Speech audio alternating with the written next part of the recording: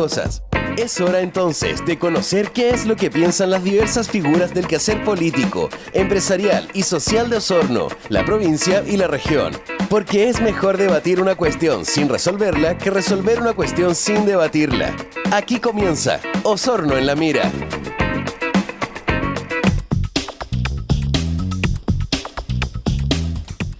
Buenas tardes, amigos y amigas de Radio Sinergia. Este es el 29º programa del año 2018. Osorno en la Mira. Hoy tenemos un especial invitado, no es de la provincia ni es de la región, sino que del país. Pero antes quiero saludar a Camila Severio, periodista y productora de este programa. ¿Cómo estás, Camila? Bien, ¿y tú, querido amigo Orlando? ¿Todo bien? A nuestro panelista, Iván Naedo, ingeniero y panelista permanente de este programa. Como siempre, los controles, don Ricardo Solís. Saludamos con especial agrado al invitado de hoy, que es el gran maestro de la masonería en Chile, don Sebastián Jans Pérez. ¿Cómo está, don Sebastián? Buenas tardes. Bienvenido a nuestro programa. Un agrado estar con ustedes en este programa tan significativo dentro de la radiofonía de acá. Sí. Así es. Muchas gracias. Don Sebastián, queremos un breve currículum de ustedes y díganos si estamos equivocados, porque ahí entonces vamos a pedirle a las redes sociales y a su jefe de gabinete que a lo mejor algo quedó. Un breve, porque son varias hojas su sí, currículum. Básicamente el currículum que hoy día vale para mí es que soy un masón con una trayectoria y que me ha permitido estar en un cargo que es lo que me ha traído acá de visita a Osorno. Osorno. Usted está en Osorno porque hay una logia de Osorno que cumple 102 años, si no me equivoco. Exactamente. Hay una logia que ha tenido su aniversario, 102 años de existencia, es la logia que funda la masonería en Osorno. Por lo tanto, es un momento importante para los masones, no solamente de Osorno, sino de esta parte del país, porque tiene una significación desde el punto de vista de una tradición muy potente del quehacer masónico. Pero no me voy a saltar su currículum. Ya. Para que todos nuestros amigos y amigas le conozcan, don Sebastián Jans Pérez, él nació en Temuco, es sureño, en el año 1953, es casado, tiene 2 hijos, es masón de los 33 años, desde los 33 años, ¿cómo que le gusta el número 33? Sí, sí, hay cierta recurrencia. ¿Sí? A don Sebastián Piñera también le gusta el número 33. ¿Ah? A don Sebastián Piñera también le gusta el número 33. Ya, sí. ¿Ah? Bueno, digamos así que sin preámbulo que él inició su trabajo como gran maestro el 28 de julio de este año. Sí, llevamos 2 meses. Fue elegido en el mes de abril, si en abril, sí, a fines de abril. Sí. Y ahí asume entonces como gran maestro de los masones de Chile, de la masonería chilena. Usted es estudioso de la historia de Chile. Destacan 2 ejes, Bernardo Higgins, a quien reconoce como masón, el socialismo chileno, ideas que... Más que el socialismo, las ideas sociales, los movimientos sociales. Lo identifica un poco el socialismo. No como partido. ¿No limita o limita? No, ningún sentido, pero a ver, lo que pasa es que yo, digamos, sin duda vengo de una cultura política, no la reniego, pero mi preocupación desde el punto de vista intelectual siempre fueron los movimientos sociales y cómo se desarrollaron las ideas dentro de los movimientos sociales. Así que eso es un factor importante y dentro de ese contexto he derivado a otras áreas.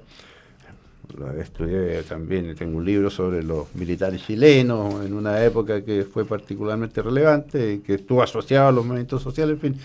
Y también, efectivamente, cuando uno se mete en la historia patria y parte de sus orígenes, el proceso de emancipación, salió Bernardo Higgins. Después le vamos a preguntar después por qué no carrera. ¿Ya? Antes, digamos que, como se ha fascinado por todos estos personajes de la historia, don Sebastián, porque usted dijo en algún momento que estos personajes no sabían tanto y había que investigar más de ellos. Sí, claro. También fue columnista de la revista Soy, Cauce, APSI, en la época también, y de La Nación. Sí, claro, ha sido columnista proceso por la lucha por la democracia, la transición, sí colaboramos con con reflexiones en esos medios. ¿Sí? ¿Usted va a celebrar la democracia el 5 de...? Siempre es un momento, por lo menos, para recordar de manera significativa lo que fue ese día particular. A mí me correspondió estar a cargo de un colegio en Renca, en la comuna de Renca, a cargo de un colegio. Había muchas mesas y fue una experiencia tremenda desde el punto de vista de lo que significó el momento histórico. Correcto. Así. Usted también trabajó en la metalúrgica, estuvo por muchos años. Sí. En realidad mi labor... Tu trabajo principal, digamos. Mi labor,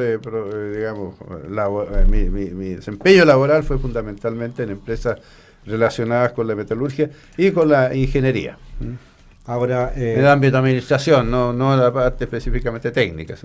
Fue muy complicada esta elección dentro de la masonería, porque ¿cómo lo eligen a usted al interior de la masonería? ¿Funciona como una institución democrática? Porque ahí también desde afuera se vio que estaba el ex ministro Jaime Campos.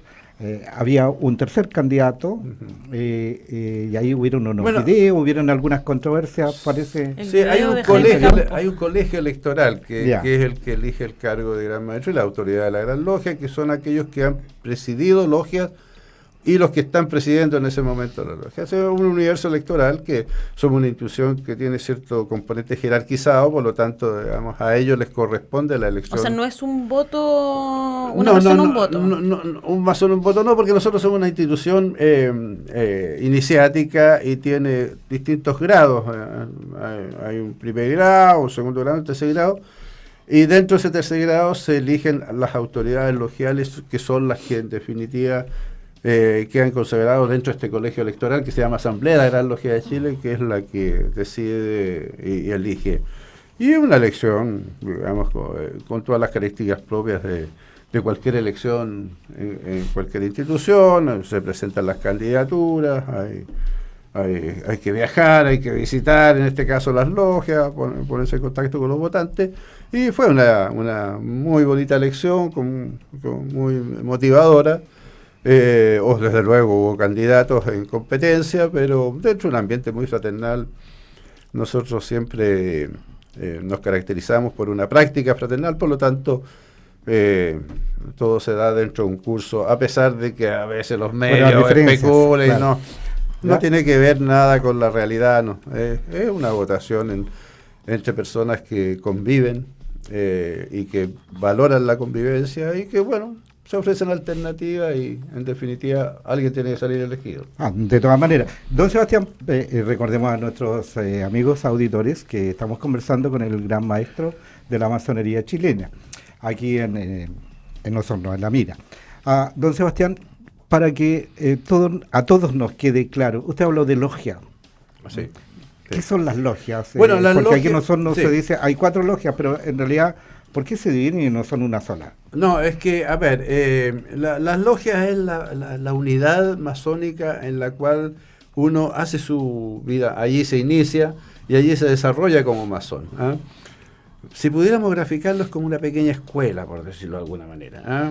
Pero también es un espacio de convivencia, un espacio donde las personas se interrelacionan, un espacio de conversación, un espacio donde se posibilita que puedan robustecerse virtudes, ética, compartir conocimientos y compartir afectos.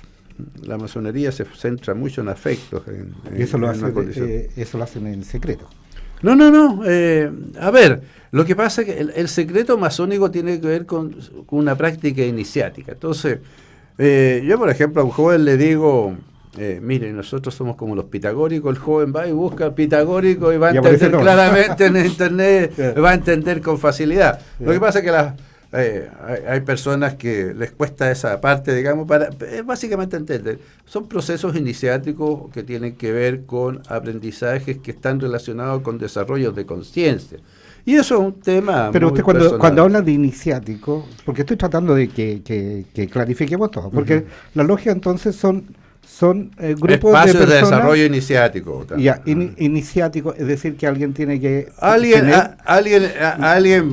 digamos, da contenidos y da de acuerdo a una etapa de formación, y después en otra etapa de formación son otros los contenidos, y así sucesivamente. Ya, pero cuando llega a la logia de esa persona, por ejemplo, llega Camila a la logia, la van a iniciar a través de un algo, porque incluso hay una serie que bueno, esa es la parte discreta, claro. Esa es la parte discreta. Lo que tiene que ver con procesos de desarrollo de conciencia tiene que tener cierta caución, o sea, no para que tengan sentido y tengan un propósito y logren el resultado, tiene que ser vivido. Pero, la iniciación se vive, no es una circunstancia, digamos... No se lee, digamos. No se lee, hay que vivir. Pero, claro. Sebastián, se tiene en el consciente o inconsciente colectivo de quienes no pertenecen a la masonería, que la masonería por muchos años, no actualmente, fue algo secreto, que no se sabía quiénes eran, que no se sabía quiénes estaban, qué es lo que hacían. Hubo una especie como de hermetismo en la historia hace 100, 200 y para atrás en los años. ¿En qué momento se hace, entre comillas, pública la masonería o se empieza a dar a conocer quiénes son las personas que pertenecen a la masonería? Mire, esto tiene que ver con desarrollos propios de las sociedades. Por ejemplo, en Estados Unidos, ser de una logia desde la independencia, digamos, ser parte de una logia. En Estados Unidos incluso se realizan desfiles de masones en algunas partes, ¿no? Por lo tanto, es absolutamente abierto. Sin embargo, ellos no tuvieron el tema de haber enfrentado una sociedad tan tradicional, tan sesgada, ¿no es cierto?, y tan determinada por factores religiosos como lo que ocurre en América Latina. El rol de la iglesia y de la cultura no es una imputación, es un tema cultural fundamentalmente, ¿no es cierto? La iglesia determinó muy fuertemente la cultura colonial y posteriormente también la cultura como país, y donde no nos olvidemos que ser masón en la época colonial era motivo de ser juzgado por la Inquisición, o sea... Estuvieron vetados por el rey Fernando VII en España. O sea, era un tema que le costaba. Entonces, cuando las logias surgen en América Latina, tuvieron que surgir a partir de cierta prevención en cuanto a no mostrar discreción. Claro, o sea, y ahí se justificaba claramente el secreto, porque podía significar o la vida o la libertad por tiempo indeterminado, en mazmorra, y eso es una realidad. Pero la masonería chilena, porque para aquellos no entienden, hay algunos que dicen que hay una masonería que viene y nace desde Inglaterra, otra que viene y nace desde Francia, que se conoce como la francmasonería. ¿Cuál es la masonería que hoy en día? La masonería, toda la masonería nace en Inglaterra hace 300 años, cuando después de tremendas guerras religiosas, de enfrentamientos fratricidas, surge una organización que dice, mire, pongamos fin a esta condición demencial y tratémonos como hermanos. Eso es el surgimiento de la masonería hace 300 años, producto de la reforma protestante también, y que generan condiciones históricas. Entonces, la idea era construir un espacio de fraternidad donde el valor del humano fuera superior a todos los propósitos de la actividad humana. Por lo tanto, eso es lo que permite que desde Inglaterra pase, digamos, a España, pase a Francia y se desarrolle de una manera muy acelerada por toda Europa, y después desde luego llega a América. El propósito de la masonería era intrínsecamente construir una cultura de fraternidad, ¿no?, frente a una sociedad tan marcada por los dogmas, tan marcada por las odiosidades a partir de los dogmas. De ahí viene el concepto de la hermandad. Claro, nosotros surgimos a partir de lo que yo llamo la cultura de la fraternidad, o sea, construir una ética de la fraternidad en la cual todas las personas somos hermanos. Y eso es lo que permite que, desde luego, se desarrolle. Pero acá en América, y específicamente en lo que llamamos hoy día América Latina, fue mucho más costoso y era peligroso objetivamente. Y eso obligó a que la masonería fuera secreta.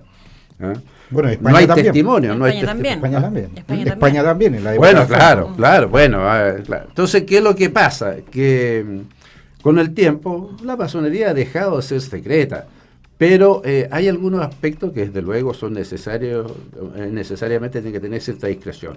los procesos iniciáticos, que eso tiene que ver específicamente para asegurar el efecto de conciencia que debe lograrse. ¿Usted es partidario de mantener ese proceso? Necesariamente, si no pierde el sentido la masonería. Si aquel aspecto que tiene que ver con el desarrollo de la conciencia digamos, socializado, ya no tiene sentido. Y tiene que ver con rituales, tiene que ver, cuando usted lo vive le encuentra un tremendo sentido. Desde luego la persona que no sabe esto, no ha vivido, es muy difícil entenderlo. Y el otro aspecto que siempre tiene una condición secreta es la pertenencia a la masonería. O sea, uno es responsable de decir si es o no. Uno lo dice. ¿Por qué determinadas personas no lo dicen? Porque desde luego hay riesgos laborales a veces implícitos. Todavía hoy día hay mucho prejuicio con los masones a niveles que uno supone culturalmente más desarrollados. Ocurre en grandes corporaciones, en grandes empresas en nuestro país, que todavía hay prejuicio contra los masones, y a veces eso puede coartar una... ¿Y cuál es el mayor prejuicio con el cual han tenido que lidiar? El prejuicio dogmático, aquel de que las personas creen tener una verdad que debe ser impuesta a la sociedad, y contra eso la masonería siempre ha sido, digamos, un antagonista. La masonería no tiene una verdad y sostiene que la verdad, desde el punto de vista de su concepción filosófica, es un proceso de construcción personal. La verdad para uno no es la misma verdad para otro. Sí, Iván hace rato que están ahí. Preguntar a don Sebastián Yance. Recordemos que él es el gran maestro de la masonería chilena con quien estamos conversando. Bueno, hoy día hay una ventaja o desventaja, no sé cómo se puede tomar, de que la masonería, cualquier persona que se meta a internet, ¿cierto?, tiene mucha información de la masonería. Sí, si bien es cierto, hace un poquito de día atrás estuve viendo que lo único que faltaron, ¿cierto?, el ingreso hacia la logia prometida, pero todo el resto, ¿cierto?, hoy día se muestra.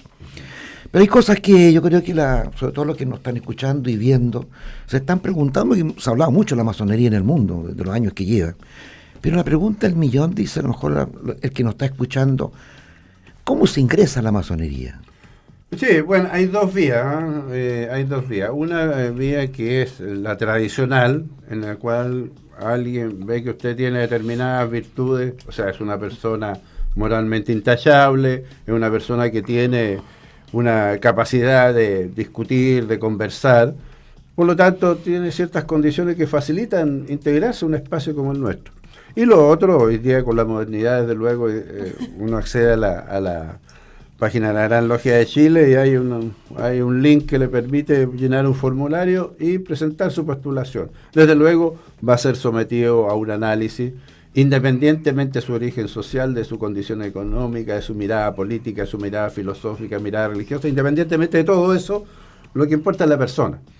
Y esa persona, si reúne ciertas condiciones esenciales desde el punto de vista moral, y si tiene una voluntad de dedicar algún tiempo, porque esto hay que dedicarle algunas horas a la semana, por lo menos, en fin, desde luego no hay ningún problema. Hay una gran cantidad de personas que ha postulado a la masonería, por decirlo de esa manera, vía internet. Es que es muy interesante la información, de que uno, o sea, la Logia Chile tiene una página en la cual, bueno, todos los que saben computación es fácil meterse a la página y ahí también uno puede postular. Bueno, claro, es una información muy importante. Alguien se contacta, desde luego se hace una revisión previa. Exacto. Después se le llama, se conversa con él. Hay que pasar un proceso, desde luego, y se reúne todas las condiciones. ¿Hay que pagar? O sea, como toda organización necesita financiarse, nosotros no tenemos financistas, cada uno paga una cuota. Bueno, se dice que son como los bomberos. Igual, exactamente, yo creo que es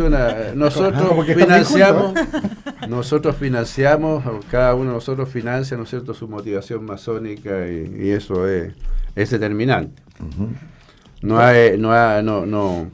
Muchas veces se ha dicho que es de gente con mucho poder económico. No, esas son falacias. La masonería es intrínsecamente, por lo menos en Chile, en otros lugares no ocurre eso, pero en Chile por lo menos es una institución fundamentalmente mesocrática, es de clase media, es de gente de trabajo, profesionales, artesanos, también hay empresarios pero grandes empresarios es difícil, ¿no? De internet, así lo que saqué de internet, y justamente la página de la Logia de Chile, usted que es historiador, y que a lo mejor el común de la gente no lo sabe. Higienista. Yo, de acuerdo a la información que saqué, a partir del año 1920, entre Arturo Alessandri Palma, Carlos Ibáñez del Campo, Arturo Alessandri nuevamente, Pedro Aguirre Cerda, Juan Antonio Río, Gabriel González Videla, Carlos Ibáñez del Campo nuevamente, transcurrieron 38 años seguidos en Chile que un presidente fue masón. Ahí se tuvo un descanso de 12 años, y nuevamente, ¿cierto?, el último presidente masón entre el año 1970 y 73, Salvador Allende. ¿Qué ha pasado después de estos 45 años posteriores? ¿Qué pasa con, más que la masonería, qué pasa con los masones? ¿Ya no le interesó más la política? A ver, no está entre los objetivos de la masonería tener presidente. No está entre los objetivos de la masonería tener ministros parlamentarios.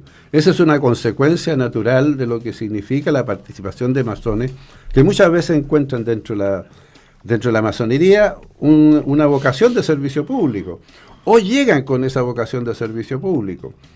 Usted señala algunos casos significativos, por ejemplo, Pedro Aguirre Cerda, un hombre que había incursionado en política y en la vida como profesor, cuando se encuentra con la masonería y crece su rol dentro de la masonería, llegó a ser gran orador de la Gran Logia de Chile, uno de los cargos más importantes dentro de la masonería, antes de ser presidente, antes de ser, digamos, de jugar un rol político tan determinante como el que se le conoce. La masonería tiene hombres con distintas virtudes. Usted señala, por ejemplo, claro, a través de los presidentes de la República, pero hay una cantidad importante de médicos, por ejemplo, que construyeron la salubridad pública en Chile. Y eran masones.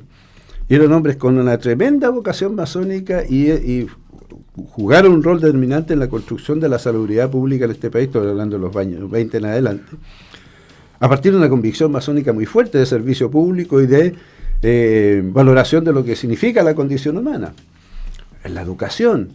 Entonces, claro, trae más candileja, desde luego, el hecho de los presidentes, pero en el fondo los masones han hecho aportes sustanciales a la cultura de nuestro país, a la salud, a la educación.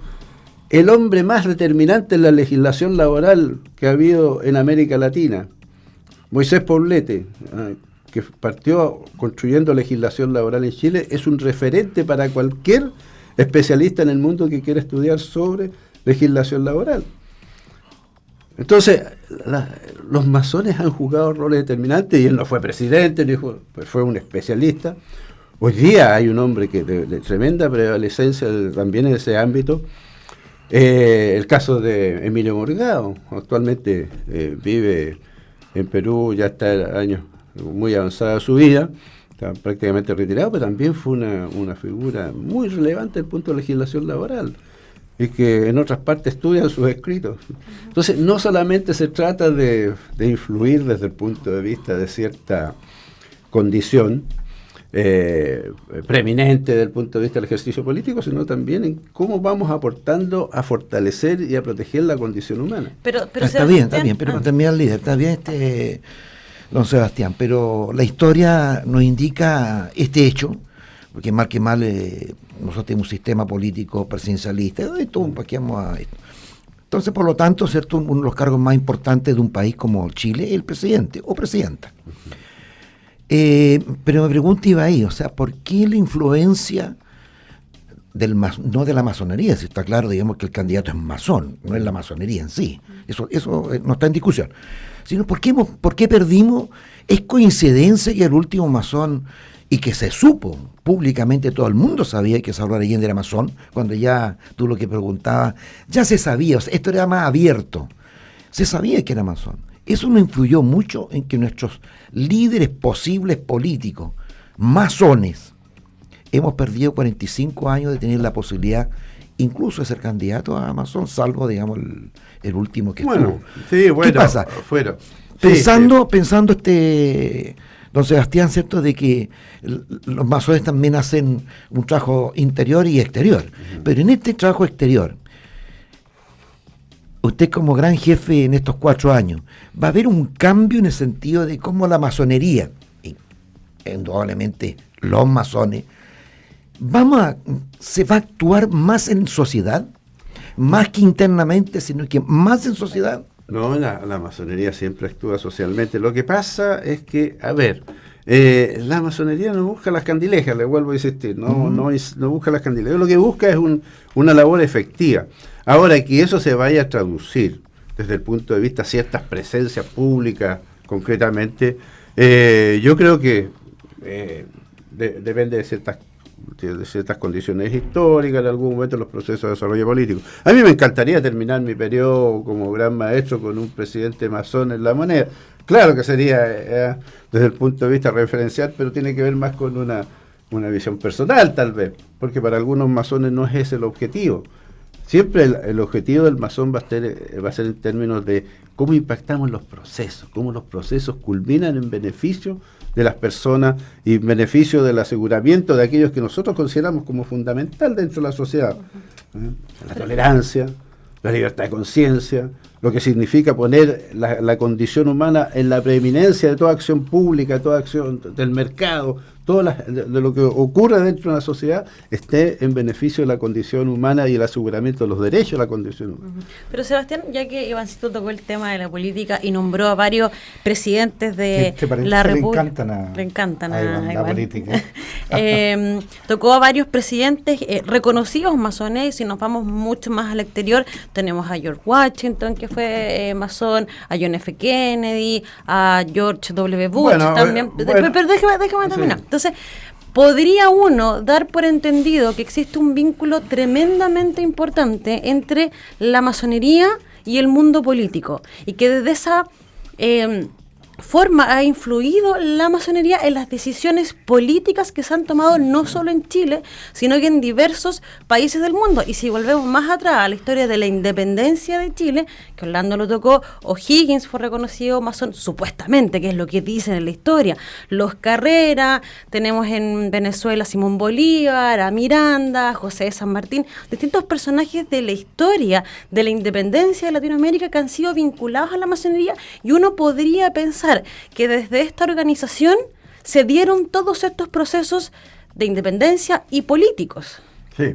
Bueno, yo creo que hay que entender los procesos políticos en su contexto. Hay momentos en que, desde luego, hay una tendencia mayor al aseguramiento de ciertos derechos, donde la masonería ha tenido roles significativos. Usted menciona personajes de la emancipación política chilena, que también fue un proceso de emancipación espiritual.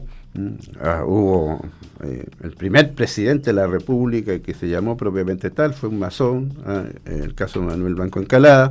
En fin, es cierto, pero ello responde como una consecuencia de procesos en que la masonería llegó a tener una influencia determinante desde el punto de vista de cómo los procesos culminaron con una figura masónica liderando, donde por lo demás muchas veces hubo discrepancias de fondo entre unos y otros, y eso es una realidad también, porque el ámbito político... Carrera?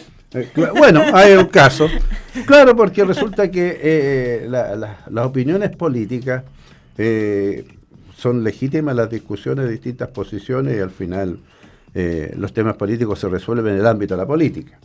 Don Sebastián, ¿y cómo lo resuelven al interior cuando hay tantos y diferentes personas o masones que tienen ideas políticas diferentes? Otra vez y que después ya estamos viendo que la masonería ha influido fuertemente en el ámbito político chileno, no digamos de afuera, pero en el ámbito político chileno. Consideremos también el Partido Radical, que la fuente del Partido Radical nace dentro de las logias, digámoslo así, y al interior hay distintas visiones políticas. ¿Cómo conjugan los masones? ¿Cómo pueden fortalecerse cuando se llaman hermanos o hablan de fraternidad cuando tienen ideas políticas tan antagónicas, tan diferentes? Bueno, yo creo que es legítimo que en el ámbito público las personas discrepen y tengan debates. Pero ¿cómo lo hace la masonería para mantener esa calma de...? Dentro de la masonería, desde luego, hay un ambiente fraternal y de tolerancia que, obviamente, para que esto funcione tiene que haber un respeto muy grande entre las distintas visiones y entre los personeros que ejercen determinadas visiones. El ambiente es un espacio muy cautelado por los masones. Todos valoramos mucho lo que significa el espacio logial y lo que permite construir digamos, un desarrollo iniciático dentro de nuestras prácticas. Obviamente, en el espacio público, no tienen por qué pensar igual. Claro, pero al exterior pueden conversar, pueden siempre compartir. Hay elementos regulatorios, desde luego, que permiten discrepar sin llegar a situaciones, aun cuando a veces los escenarios políticos son tremendamente... Son totalmente divergentes. Divergentes, claro, y convulsionados, y eso ha pasado en la historia. Y en el aspecto religioso, ¿los masones son religiosos? ¿Creen en Dios? Hay masones religiosos, hay masones que son menos religiosos y otros que no tienen ninguna afinidad por la religión. ¿No está vinculada a una religión en particular? Porque la siempre se masonería? dijo que los masones eran satánicos. Sí, en algún momento de la historia se Bueno, siempre. No. Tenían rituales satánicos que por eso eran tan secretos. Mire, en la masonería hay hombres de mucha fe, hay personas que son tremendamente con mucha afirmación religiosa, y ellos contribuyen de una manera muy positiva a lo que significa la comprensión plural de la masonería. Nosotros valoramos mucho la diversidad dentro de nosotros, porque eso permite la conversación, permite debatir y permite construir miradas, digamos, distintas en lo que significa la realidad que se expresa en la sociedad civil. Eso definitivamente es así. No, en la masonería nadie puede ser discriminado por sus ideas religiosas, ni por sus ideas políticas, ni por sus ideas filosóficas, ni por cualquier manifestación por su orientación cultural, sexual, ni por su orientación o su opción sexual, digamos. O su opción. Claro. No, mire, nosotros practicamos la Gran Logia de Chile, una masonería masculina. Y eso es categórico desde ese punto de vista, pero del punto de vista de lo que significa las opciones sexuales, cada uno tiene derecho a vivir la vida y tomar sus opciones como le parezca, y respetamos y no intervenimos en la vida personal. Sin embargo, por efectos ritualísticos, digamos, practicamos una masonería masculina. Ahora viene la pregunta de la mujer. Para allá viene mi pregunta, ya que soy la única mujer en el panel. ¿Por qué quiere ingresar a la masonería? Hay masonería. Pero déjenme hacer mi pregunta primero, déjenme hacer mi pregunta, desarrollarla. Hay logias masculinas y logias femeninas que responden a otra regularidad. Pero antes que me responda eso, efectivamente, porque siempre se ha visto desde la vereda de las mujeres de que la masonería es machista, porque son puros hombres. Bueno, hoy día podríamos decir que la masonería femenina, las logias que dependen de la Gran Logia Femenina de Chile, son feministas, digamos. Recordemos que hay una de las masonerías que está liderada por Maya Fernández, que es la presidenta de la Cámara de Diputados acá en Chile, que ella también es masona, reconocida y asumida. Sí, ella ha asumido su condición de miembro de la Gran Logia así Femenina. Como mujeres del Poder Judicial también han reconocido Sí. Pero las sociedades... con tremenda, digamos, capacidades de... Pero Sebastián, las sociedades van cambiando, van evolucionando. Entendemos en un contexto histórico, político, social, hace 50, 100 años atrás, que las mujeres en ninguna parte tenían cabida en las tomas de decisiones, en el mundo social, mundo político, pero eso fue cambiando y evolucionando con el tiempo. Hoy en día estamos en una sociedad, por lo menos en Chile, que donde la mujer está tomando cada vez más importancia y el lugar que nos correspondía tomar en algún momento. Y nos han superado. Pero a lo que voy yo, ¿no han pensado la masonería también llevarla a esta evolución y sentar en una misma mesa, en una misma logia, hombres y mujeres? Mire, se ha ensayado la masonería mixta. La masonería mixta existe en Chile hace 100 años ya. Pero son pocas logias. ¿Por qué no se ha desarrollado? Sería interesante preguntarles a ellos. Y sí se ha fortalecido el crecimiento de la masonería femenina, ha tenido un crecimiento exponencial, espectacular. Nos han superado, le decía recién. Nosotros, como históricamente la Gran Logia de Chile puede vanagloriarse de haber permitido la formación de la masonería boliviana. La Gran Logia de Bolivia nace por un impulso de la Gran Logia de Chile. Pero la Gran Logia femenina ha formado la masonería uruguaya, la masonería argentina, y tienen logias hoy día con el proyecto de formar en Panamá una gran logia. O sea, han tenido una capacidad de trabajo, de acción y de convicción que ha sido tremendamente... ¿Mayor? Mucho mayor desde el punto de vista del ímpetu en cuanto a su historia. Las logias femeninas no tienen más de 35 años y tienen una potencia tremenda, y yo lo valoro, y siempre que conversamos con ellas las lleno de flores. Don Sebastián, en esa misma línea, insisto que los que nos están escuchando, estamos tratando de romper los famosos, que se habla, ¿cierto?, de los mitos. Porque esa es la idea de esta entrevista, o sea, romper mitos. Y dentro de esa misma línea queda claro, ¿cierto?, que la Gran Logia de Chile, ¿cierto?, en la cual usted representa el cargo máximo, son solo varones. Exacto, sí.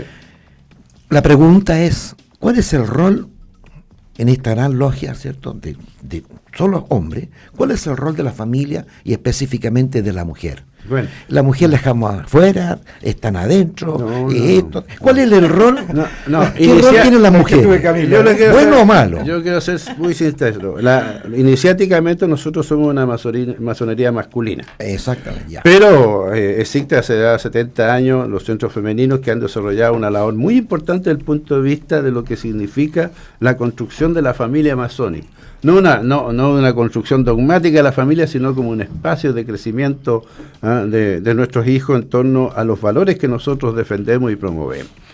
Y los centros femeninos han sido tremendamente exitosos en ello. Pero desde el punto de vista de la mujer, desde luego, lo que es homologable es la Gran Logia Femenina. Y por lo demás, las integrantes de la Gran Logia Femenina, en general son esposas de masones, hermanas de masones, hijas de masones, familiares de masones. Por lo tanto, hay una relación intrínseca, pero ellas valoran mucho su autonomía y su condición de construir una masonería de mujeres. Y en eso yo lo considero tremendamente potente. ¿Por qué? Porque es el espacio natural de construcción espiritual de personas librepensadoras desde una mirada de género que es legítima. Entonces, si usted le dice, mire, ¿por qué no nos integramos en logias mixtas? Tengan la seguridad de decir, no, porque la potencia que tiene el proyecto de las logias femeninas es tan significativo como lo que significa logias masculinas. A partir de un sesgo de género... Está bien, o sea, pero estamos claros, ¿cierto?, de que la Gran Logia de Chile, volvemos, y usted dice, ¿cierto?, que el rol de la mujer está concretamente hacia los centros femeninos. Como este es un programa que nos escuchan mucho y nos ven mucho, más de alguna señora de masón hoy día, en este momento, o nos está escuchando o nos está viendo. ¿Qué le diría usted a ellas que nos están escuchando o viendo, a esas mujeres que su marido es masón? Bueno, ellas en realidad también tienen su proceso de carácter iniciático, tienen, digamos... deberían ellas hablar de eso, pero porque en el fondo es una infidencia, pero tienen también su proceso de autoformación y que tiene sus características singulares, pero donde lo importante para ellas, lo fundamental es cómo construir familia masónica y cómo desarrollar actividades que tienen que ver concretamente con beneficios hacia personas que tienen, digamos, situaciones de postergación, sectores precarizados. Ellos hacen una labor tremenda desde el punto de vista social, y que es su derecho. Tiene que ser vinculante. Si el hombre es masón, la mujer también tiene que estar ligada, o a la inversa. Si la mujer está en una logia masónica, ¿el hombre igual tiene que estar inserto en una logia masónica? ¿Tiene que ser vinculante? No. ¿O él puede ser masón y ella no? ¿O al revés, ella sí y él no? No, absoluto. O sea, es totalmente independiente. Nosotros respetamos mucho la libertad individual. O sea, sería una condición de abuso si dijéramos, hoy tiene que ser. La mujer está casada, tiene que... No. Es un proceso... Ahí se acusa. Claro, no. Y ya que me tocó el tema de las libertades individuales, y volviendo para atrás un poquito lo que dijo Orlando en algún momento, la opinión dentro de la masonería con respecto a la agenda valórica en general: matrimonio igualitario, adopción homoparental, ley de identidad de género. ¿Cuál es la opinión de ustedes con respecto a esto, o de usted en particular con respecto a esto? Mira, los masones somos promotores inclaudicables de la libertad de conciencia. Y la libertad de conciencia implica autodeterminación. Y ahí vienen una serie de temas que usted como persona tiene derecho a decidir su vida y buscar la felicidad a través de los medios que le sean posibles. Los seres humanos no venimos a sufrir, no venimos a ser víctimas, ¿no es cierto?, de situaciones, ni a ganarnos otros lugares que desconocemos. Nosotros, los seres humanos, la Constitución de Estados Unidos, ¿no es cierto?, a propósito de la emancipación, planteaba que el objetivo era la felicidad. Y yo creo que eso es un factor que es muy determinante. Por lo tanto, ¿cuáles son sus caminos hacia la felicidad? Son su derecho. Su derecho. Usted decide. Y eso, en ese sentido, aplíquelo a cualquiera de los temas, entre comillas, valóricos, que para nosotros son temas que tienen que ver con derechos de las personas. Entonces puedo entender y deducir de lo que me está diciendo que están a favor de la ley de aborto, de igualdad de género, de adopción. Vamos a estar siempre apoyando todo lo que significa legislación que garantice los derechos personales e individuales, y eso es definitivo. ¿Incluida la eutanasia? Incluida la eutanasia. ¿Por qué? Porque resulta que si usted llega a una etapa de la vida que la vida es imposible de seguirla soportando por el sufrimiento. En buenas condiciones. Claro, si el resto de su vida es solamente sufrimiento. Conocimos un caso que ni siquiera era de sufrimiento, de un científico australiano, se fija, hace unos meses atrás, y él llegó a una etapa de la vida y dijo, ¿qué sentido tiene él con sus limitaciones físicas? ¿Qué opciones tenía? No podía seguir investigando, no podía seguir practicando actividades artísticas que realizaba antes. ¿Qué sentido tiene la vida? Ni siquiera estaba sufriendo. Y tomó la determinación de terminar su vida. Y eso nadie puede considerar que es una atrocidad desde el punto de vista de lo que significa la sensatez frente a... Y en este punto de vista del tema valórico, quiero seguir, ¿cuál es la opinión que le merece todo lo que ha suscitado con la Iglesia Católica, sobre todo acá en Osorno, que estuvo tan presente con la presencia del ahora ex obispo Juan Barro, todo lo que ha sucedido en Chile y en el mundo con el tema de los abusos sexuales, principalmente contra menores de edad? Yo separo los temas. O sea, uno es el tema que tiene que ver con la realidad de la Iglesia, que es un tema que compete a los miembros de la Iglesia, y digamos lo que esperan ellos de su estructura institucional, es un tema de católicos fundamentalmente, y otro el tema de los delitos cometidos en contra de niños y adolescentes, digamos. Eso es tremendamente grave, y yo, más allá de que sean o no sacerdotes, personas vinculadas, el que comete un delito, porque estamos hablando de delitos, no estamos hablando de situaciones que, digamos, sobrepasaron, no, estamos hablando de delitos. Los delitos tienen que ser castigados. Los delitos tienen, de acuerdo, para eso tenemos legislación, y frente a la ley nadie puede estar, digamos, sobre la ley. Por lo tanto, es aplicable para el humilde campesino como para el hombre que tiene mucho poder, para el religioso, e incluso si hubiese un masón que comete un delito, es un delito. O sea, coincide con el Papa Francisco con la expulsión recientemente ahora de Fernando Garadima y anteriormente de, ayúdame Orlando, el que expulsó a 2 personas, la expulsión de estos personajes de la institución, porque vamos a la realidad que la Iglesia Católica es una institución, una organización propiamente tal, religiosa, pero lo es. De la expulsión, ¿considera usted que toda organización, incluida a lo mejor la masonería, si es que se supiera que a lo mejor algún masón cometió alguno de estos delitos, debe ser expulsado de esa organización? Mire, desde que existe la masonería, desde hace 300 años, cuando alguien transgrede normas que son esenciales para la convivencia y comete delitos, pierde inmediatamente la calidad de miembro de la orden. Y eso ocurre hace 300 años. Él deja de ser masón, o sea, lo más grave que puede ocurrirle a un masón, perder la condición de tal. Y eso ocurre muchas veces en nuestra institución. Es parte de nuestra normalidad desde el punto de vista de cómo tratamos estos temas.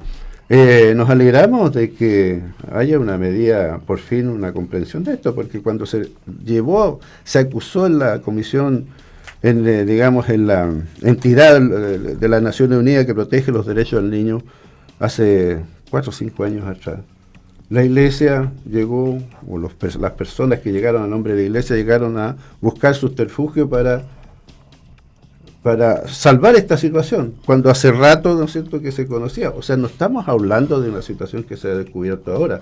Estamos hablando de 30 años de comprobación de delitos graves en contra de menores. Desde la época en México, en Boston, por acá apareció una situación, a un obispo lo sacaron, se lo llevaron a Alemania. Entonces, yo creo que es lo correcto que deben haber hecho siempre, ¿no? Es lo que correspondía. Quiero llevarlo al terreno de que siempre nosotros hacen, y esto es muy que, normal. Espérame un momento, quiero recordar a nuestros amigos que estamos conversando con el señor Sebastián Jans, que es el gran maestro de la masonería chilena. Sí, no, lo que pasa de que uno escuchar entrevistas a masones, o en este caso suyo como representante de la masonería, primer error que se produce normalmente el que escucha o el que pregunta, que revuelve mucho entre la masonería y el masón. Entonces, de repente dice, ¿y la masonería cree en esto? Cuando uno debería estar preguntando, porque la masonería, así como está explicando usted. Entonces, a mí me complica un poco, no es que yo no soy católico, quiero ser el tiro para ejemplo que quiero darle, porque para ser católico, ¿cierto?, uno necesita de creer en un Dios divino. Y punto. O sea, no hay discusión alguna. Pero la masonería, así como usted explica, dentro de la masonería, los católicos individuales, todos piensan igual, pero aquí en la masonería cada uno tiene esos pensamientos o políticos o religiosos. O sea, esa es la diferencia que no coincido mucho cuando hacen mucho la comparación con la iglesia, porque... exactamente, somos distintos. Nosotros no somos una institución de creyentes. Exactamente. Hay creyentes, pero nuestro objetivo no es de creyentes. Nosotros no es una religión. Aparte que en toda sociedad, en toda organización, ¿cierto? No quiero decir hay bueno y malo, pero sucede de todo.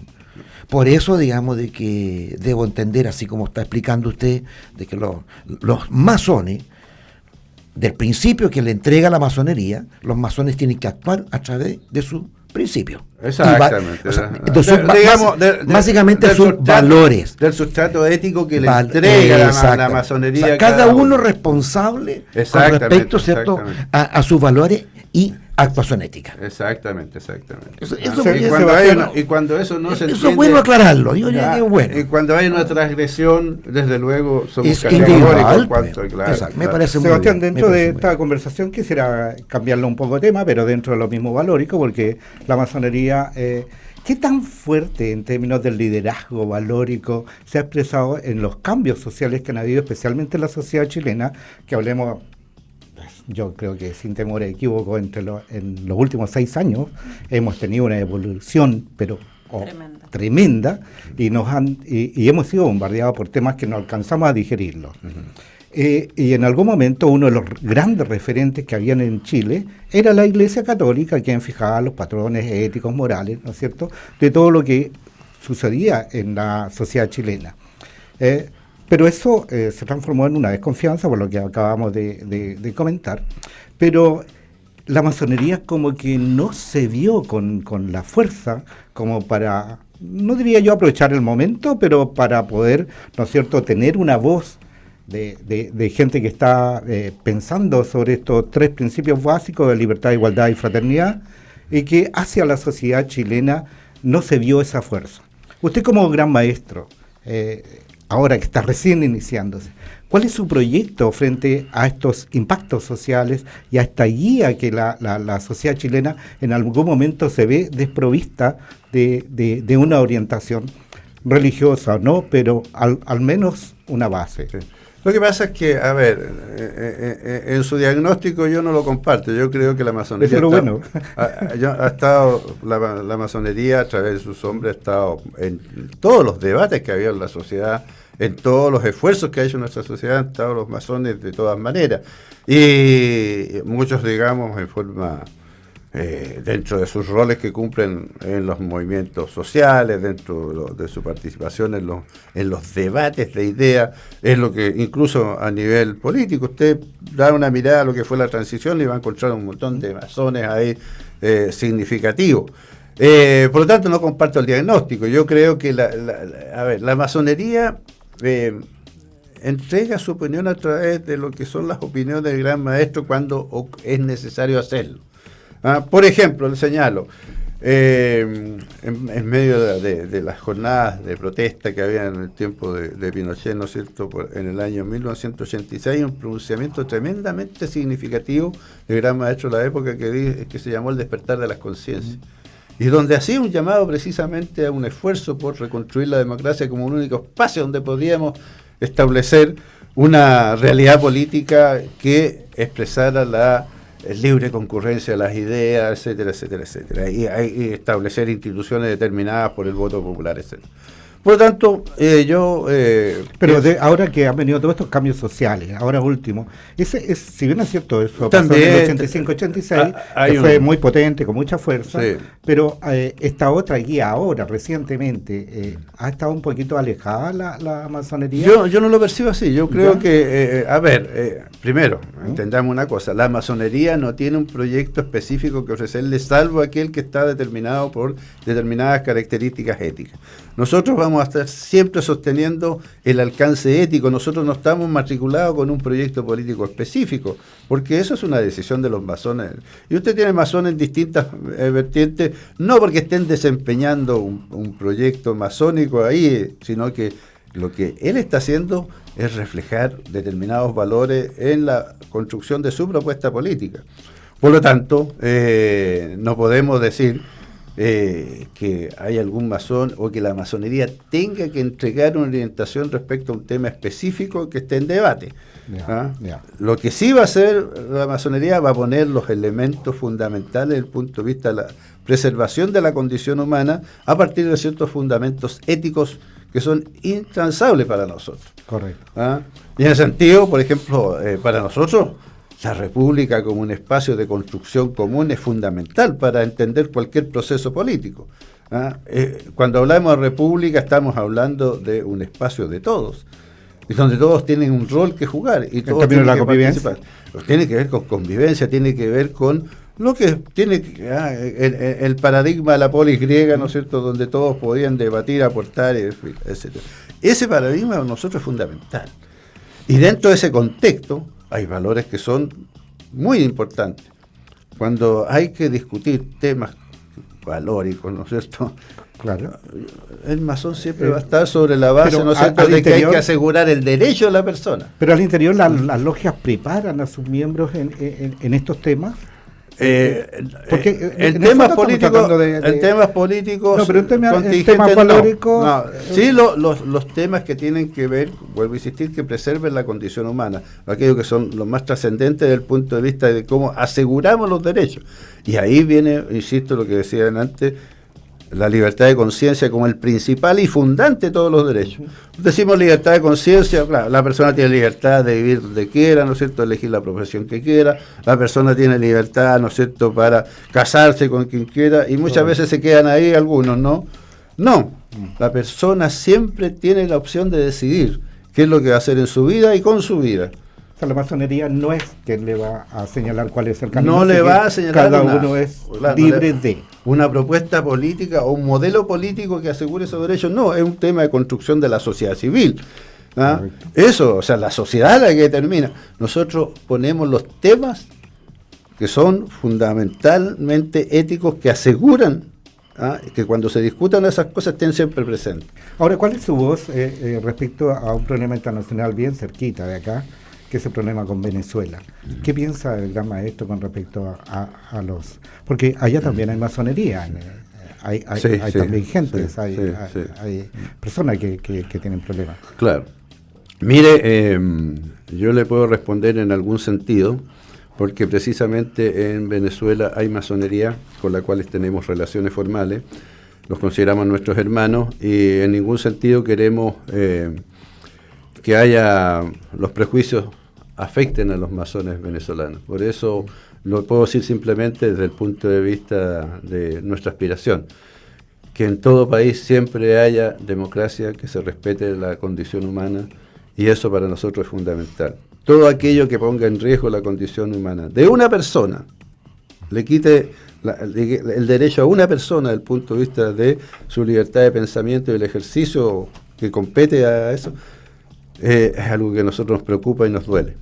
Por lo tanto, los procesos políticos de Venezuela tienen que resolverlos los venezolanos, y en ese contexto nos preocupa mucho asegurar que la masonería no se vea afectada, porque son nuestros hermanos y los queremos y los respetamos, y no nos gustaría que les afectara en nada. Y lo que ocurrió recientemente con Bolivia y el fallo de La Haya, que fue determinante con respecto a la decisión del Tribunal Internacional de que no hay obligación por Chile de negociar una salida soberana al mar de Bolivia, y la oposición que ha tenido estos últimos días el presidente boliviano también. Mire, nosotros sacamos una declaración, está en la página web, en la granlogia.cl, está la posición que aprobó el Consejo de la Gran Logia respecto al tema de que se resolvió ayer. Nosotros valoramos en primer lugar la forma en que nuestras autoridades han enfrentado la defensa de los intereses nacionales. Consideramos que lo que ha hecho el Estado chileno, porque es una posición que se ha sostenido por distintos gobiernos, nos parece tremendamente valiosa desde el punto de vista del aseguramiento de los derechos de Chile. Señalamos también la importancia del diálogo para la construcción de relaciones políticas estables, que ellos estén garantizados por un espíritu de paz, de hermandad. Tenemos un destino común en América Latina desde la época de la emancipación de nuestros países, por lo tanto tenemos que seguir trabajando en esa perspectiva. Tenemos una relación muy fraternal con los hermanos masones de Bolivia, y ellos de alguna manera también se inquietan como nosotros nos inquietamos cuando las cosas adquieren un lenguaje con mucha vociferación, porque en el fondo todos nos debemos, o sea, tenemos una historia original común, tenemos los mismos problemas desde el punto de vista de cómo avanzamos hacia la satisfacción de las necesidades de los habitantes de nuestros países.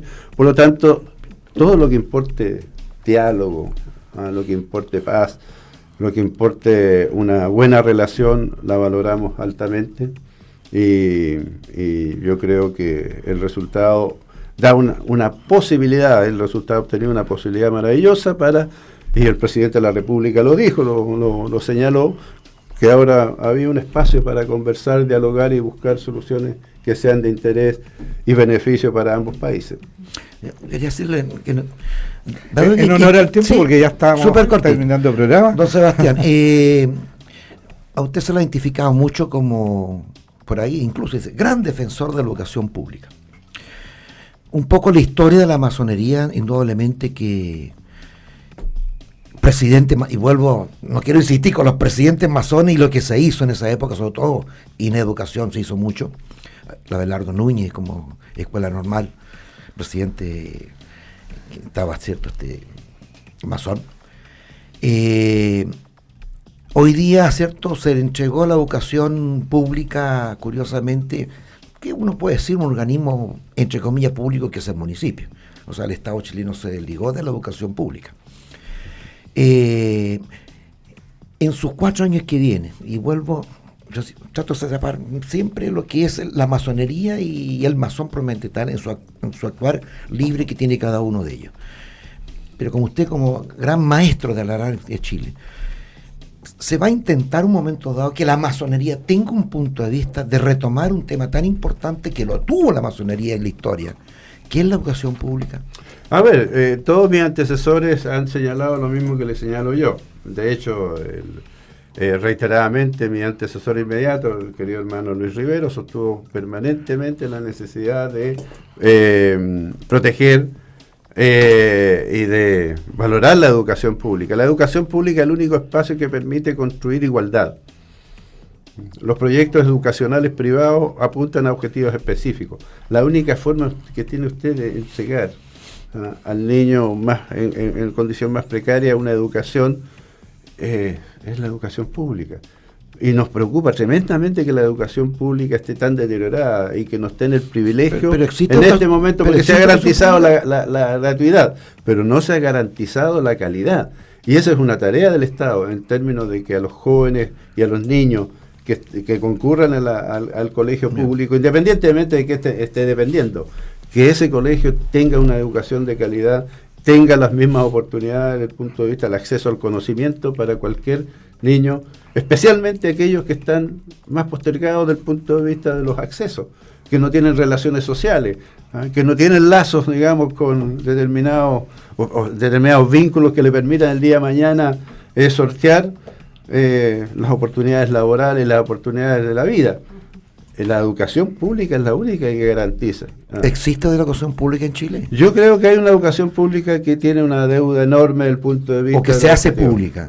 Porque en esa línea... Tengo que pedirte, Iván, que Iván, el programa se está terminando. Ya estamos en la final. Nos faltó tiempo, lamentablemente. Solo una pregunta final. Usted, como líder de la masonería, tiene un proyecto personal específico. ¿Cuál es lo más importante de su proyecto personal para la masonería? Tenemos un proyecto. Tenemos un proyecto colectivo, que une a masones de todo el país en cuanto a consolidar nuestros procesos internos desde el punto de vista de lo que significa docencia, formación valórica. Tenemos que consolidar fuertemente, no porque estemos débiles, sino que hay a veces hacer énfasis importante. Hay cosas organizacionales que hay que ir ayornando las organizaciones por condición obvia. Esta es una organización muy tradicional, por lo tanto hay que manejar muy bien lo que significa modernización y tradición. Tenemos también algunos énfasis desde el punto de vista de lo que nos llamamos nosotros la acción masónica, y cuando hablamos de acción masónica estamos hablando de que cómo concertadamente los masones vamos a la sociedad a hacer obras que importen bien para las personas. Son énfasis en el fondo, pero se mantienen dentro de lo que es el contexto. Dentro del contexto, claro. Sí. Bueno, amigos y amigas, agradecemos muy sinceramente que haya venido a conversar con nosotros el gran maestro de la masonería chilena, don Sebastián Jan Pérez, a quien agradecemos su gentileza de que nos haya acompañado en el día de hoy. Y esperamos que cuando usted venga a Osorno pueda darse un ratito porque quedaron muchos temas, ¿cierto, Iván? Que quedó con varios temas, todos quedamos pero tienen que anotar lo que faltó, lo que faltó. A Camila Severio, nuestra periodista y productora del programa, a Iván Aedo, panelista estable de él, a Ricardo Solís, quien ha estado en los controles, y yo que traté de moderar, Orlando Arévalo, para que nos veamos y nos escuchemos el próximo jueves a esta misma hora en otro Osorno en la Mira. Muchas gracias. Chao, chao.